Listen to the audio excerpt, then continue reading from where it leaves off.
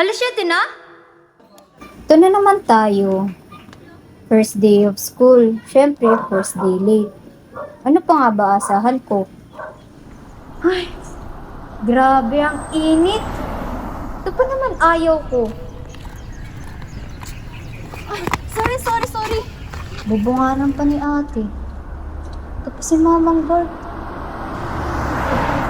Asan na yung ID ko?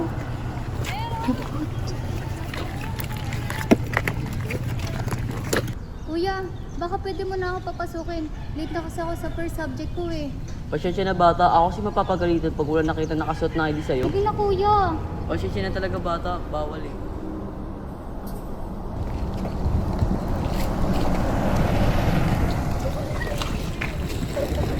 Ay, sir, bakit parang problemado ka?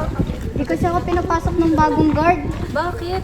Naiwan ko kasi yung ID ko. Nakainis nga eh. Ay, oo, masungit talaga yun eh. Munti ka na nga ako hindi makapasok kanina. O siya, sige, una na ako ha.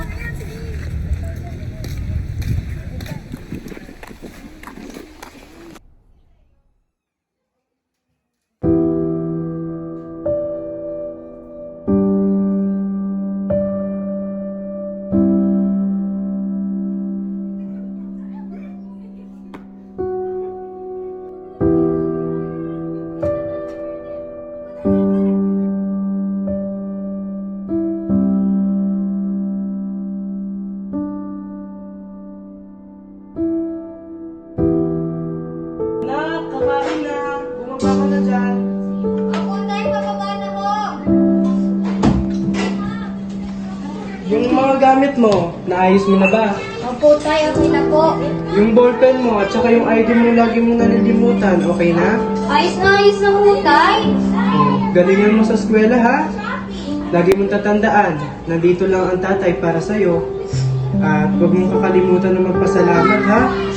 Oh, tara na. Pray na muna tayo bago kumain.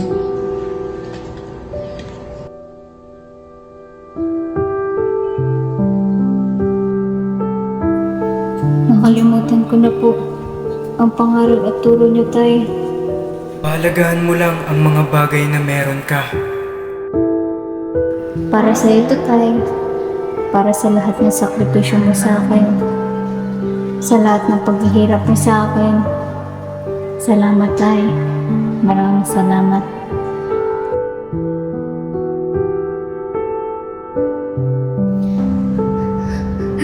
Patawarin mo ako, tay. Kasi hindi ko man lang nasabi sa'yo na mahal kita. Hindi ko man lang nagawa na maganda ng babo mo. Ang hirap, tay. Ang hirap. Kasi nauwi ako. Walang pagkain sa bahay. Papasok ako na walang nagpapaalala ng ID ko. Sorry, tay.